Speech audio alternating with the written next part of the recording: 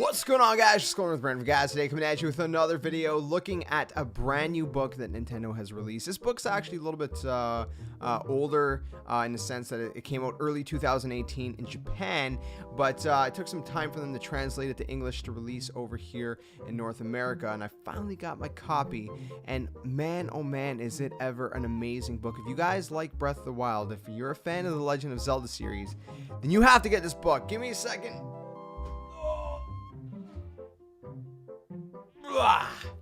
There it is. No, in all honesty, it is a very heavy book. Look how thick this thing is, dude. I only got the normal one. I really wanted the, what was it, the Heroes Edition or whatever. It came with like a spirit orb from the Breath of the Wild series. And it also came with a huge map, but it was way more expensive than this one. I got this one on sale. I pre-ordered it way back, so I got like the cheapest price on Amazon. I will link both versions of this book in the description below if you guys want to check it out and purchase it yourself. You guys can check those links out. Also, if you use those links, I get a little bit of a kickback because I do have, like, I am like an Amazon associate or whatever. So it doesn't cost you any extra. It's just the link uses my code, so I get a little bit of a kickback from Amazon, which would be really cool if you guys use those links. If you guys do decide to purchase one, that is. I'm gonna show off a little bit of this book. I cannot show you guys the whole thing. I don't want to spoil it, spoil the whole thing either. I want you guys to be able to enjoy it and discover a lot of it for yourselves if you do pick it up. But I do want to give you guys a good taste of what's in here. It is a very heavy book. I probably should have done one of those like overhead camera things again. I'm doing the same thing as I did with the Mario book, except this book is way heavier. So it says, prepare yourself for a thrilling behind-the-scenes exploration into the art and making of one of the most groundbreaking video games of all time, The Legend of Zelda Breath of the Wild. Your adventure starts with nearly 50 pages of sketches, promotional illustrations, and character art. There's lots. So there's like over 300 pages in here. It's listed for $53.99 Canadian. I got it for like 30 bucks. So I got it like way cheaper. I got it for 25 plus tax, which is like 30. So I got it for like less than half price. It's listed for 40 bucks US. Made by Dark Horse Books, as always. And of course, officially licensed and created by Nintendo. So we're gonna open this up. I'll show you guys. Right on the inside, you got a map of Hyrule. It's pretty cool. I should have like a stand right here. All right, friends. So I found this like music stand that I've had since I was super young.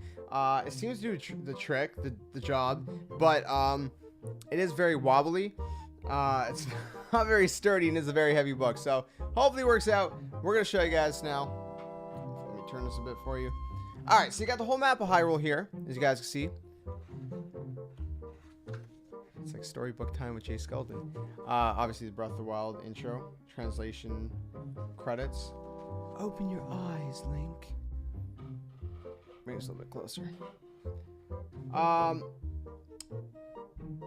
422 pages. I know you can't read this, but I'm telling you, there's illustrations up until page 40. Development, which shows a bunch of like a lot more illustrations and things like that, with different characters like Link, Zelda, Ganon, the champions, the Hylians, the Sheikah, the Zora, Gorons, Rito, Gerudo, spirits of the land, monsters, creatures, weapons, shields, etc., etc. Armor and clothing, parts, ingredients, and ore. Sheikah relics. Central Hyrule. Necluda, just basically all the regions. Then notable locales and champions ballad. So this is illustrations. There's some key art in here, as you guys can see. There are developer notes. I know it's kind of hard to see with the glare. You can't really read it. You can see the pictures at least, which is good. Developers notes. So it's basically just the developers kind of talking about, these pieces. For example, initially I was considering a composition that was inspired by the box art illustration for the original Legend of Zelda on the Famicom, in addition to Link climbing a cliff, because when I first played Breath of the Wild, it felt to me that it shared a similar essence with the original. Ultimately, we decided to showcase how new and different this game was from what came before, so we did not use the original Legend of Zelda composition for the E3 illustration. I ended up using the homage idea of an official Twitter illustration. So again, you guys can see there's grass on this version. That's grass. I know it's kind of hard to tell, but that's grass. really cool stuff. Obviously, this is the illustration, the main illustration. A few different illustrations. Again, more developer notes. When I drew the official box art and E3 illustration, I wanted to give the sense that Link was confronting the world. My first sketch portrayed Link looking out over Hyrule with his back to the viewer. I then experimented with several other compositions that more prominently featured Link, but eventually settled on the direction of my initial idea. I felt that the world itself, not just the characters, had a leading role in this game. I also wanted to convey that this was the beginning of new Zelda, so I drew the sky at daybreak.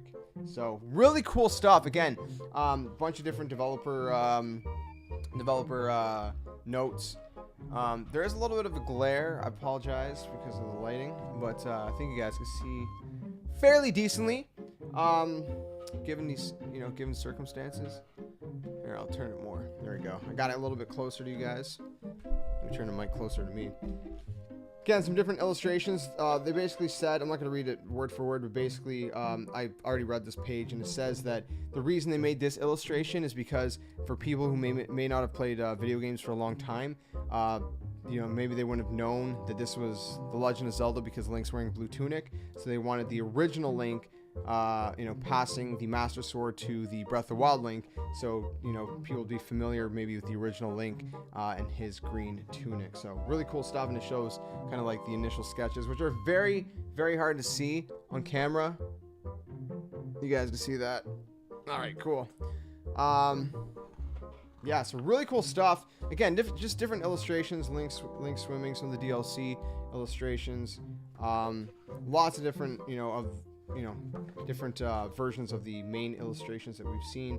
Maybe some variety ones that we haven't seen. There's a Guardian decked out in Christmas lights, like a Christmas tree, and instead of a snowman, it's a snow bokoblin. I friggin' love this, man. It's so sick. The main Master Sword art piece, I love that one too.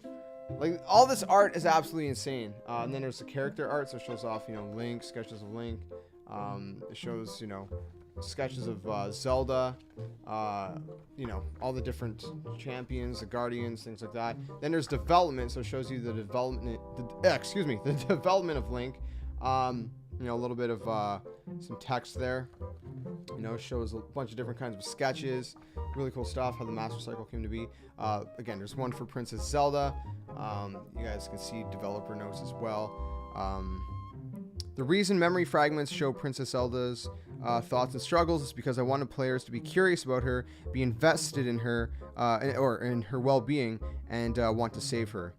The story goes that she is a princess who cannot use the sacred sealing power within her, and that came from the idea that Zelda and the hero were defeated 100 years prior. I think the reason the story carries so much weight is because the series has so many earlier titles that set the stage for this one. Again, there's some more that he says there, but that's just kind of a little bit of a taster for you guys.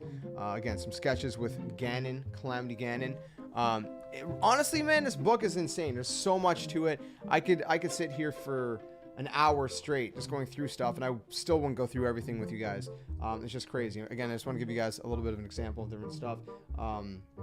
The King of Hyrule, Kilton. I love Kilton, man. You know what? I think I'm gonna have to replay Breath of the Wild sometime over during the Christmas season, maybe before or after Christmas. I really want to replay Breath of the Wild. If I do that, it's gonna be over on twitch.tv/JSkeleton92, so definitely go check that out if you guys don't follow me there yet. Again, it shows all of the Zora development, all the different Zoras. Really cool stuff. The Gorons, the Ritos, the Gerudos. Just a lot of different development. The Great Fairies, which are practically naked. The Moblins, all the enemies. All right.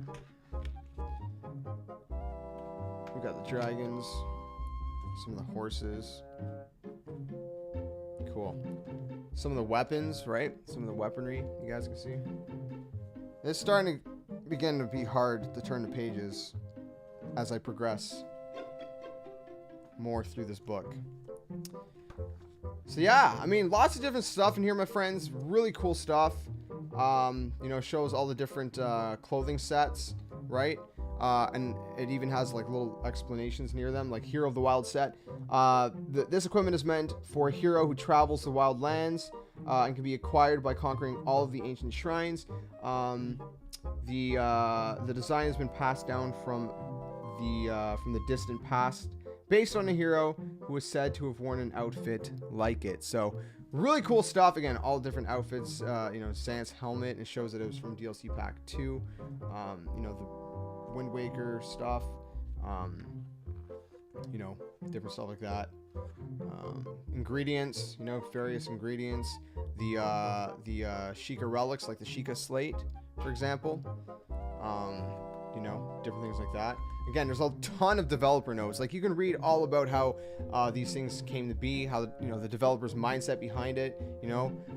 That's a really cool thing about this book. Like I said, like, this book is huge. I've already showed you guys a ton, and there's still like so much more to show you guys, right? I could sit here for hours, like I said, hours and hours and hours. The inside of the throne room, different buildings. It shows the ancient tech lab, the different provinces, right?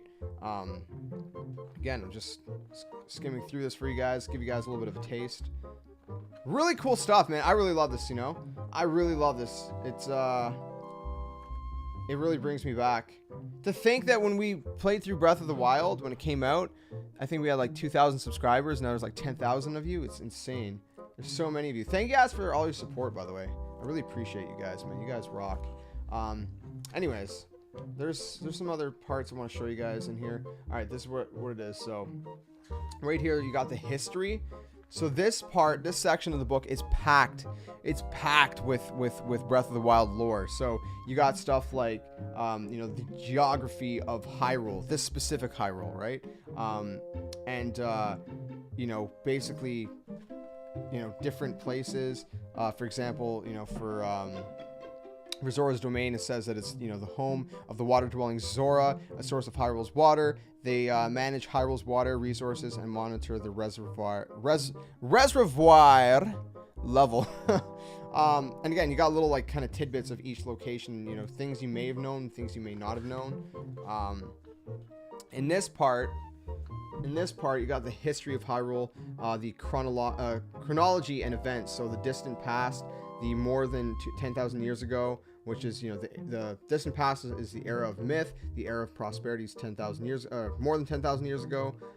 The just before the events is called the signs of the calamity reviving. There's 100 years ago, which is the day of the great calamity. There's the present, which is the hero awakens.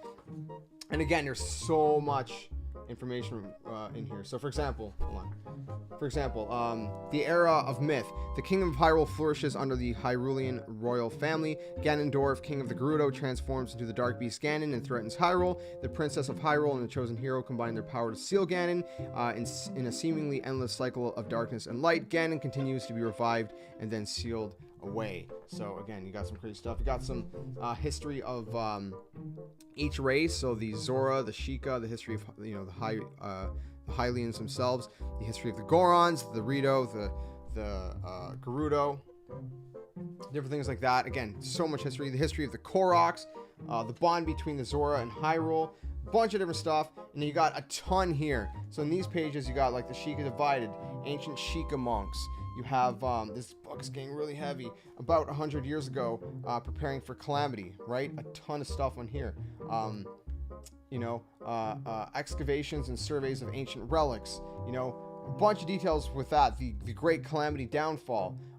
There's just so much of the present, the resurrection of the hero. It shows all the different places, the great calamity and the tribes of Hyrule. Like I said, this book is insane. If you're a fan of the Legend of Zelda series, if you're a fan of Breath of the Wild, this is packed with Breath of the Wild. There's so much in here, it doesn't even make sense. Calamity Ganon's influence on monsters, right? The silver monsters, the Blood Moon, the Bokoblins, the Moblins, the Zolfos, the Hyrule Castle, the final battle, talks about the final battle, Princess Zelda freed, ruins from times unknown, so mysteries of Hyrule, right? So, for example, the the ancient Hylian culture. The ancient columns located in the Tabantha frontier, I always mispronounce that, region were ruins long before the Great Calamity. Some speculate that these structures were built around the same time period as the three sacred springs due to similarities in their use of materials. Again, a bunch of different stuff, my friends. It goes on, and then there's back to the roots. So there's a bunch of different developer interviews, right? Which with a bunch of the main developers, obviously ending with Mr. Aonuma himself, which he ends with the following. We're gonna end this with this, okay? He says, creating a champion is the third book to commemorate the 30th year of the legend, of the Zelda series. But the 30th year is just a milestone along the way. Development of the next Zelda has already begun. I think it's safe to say that there is another Zelda because of the kind of world we were able to create for Breath of the Wild. The Legend of Zelda has now been around for over 30 years, and I hope that you will continue to support the series in the years to come. There you have it, my friends. That is a very extensive look at The Legend of Zelda Breath of the Wild Creating a Champion book. Again, I'll have links if you want to purchase them on Amazon in the description below. Let me know if you guys plan to pick it up or if you already have and what you think of this book. Again, tons of information, tons of stuff to keep you busy for hours to dive deep into The Legend of Zelda Breath of the Wild development, the history, the a little bit of the lore, or a lot of the lore, and just a lot of the development and process of making this amazing game. So there you guys have it. Let me know if you guys enjoyed the video by smashing the like button, subscribe, like, comment, share, and all that awesome stuff. Hit the notification bell so you guys never miss a new upload. And again, let me know if you guys have picked it up or plan to pick up this book. I'll catch you guys very soon. Another one. Thanks for watching. Like always, until then, game on.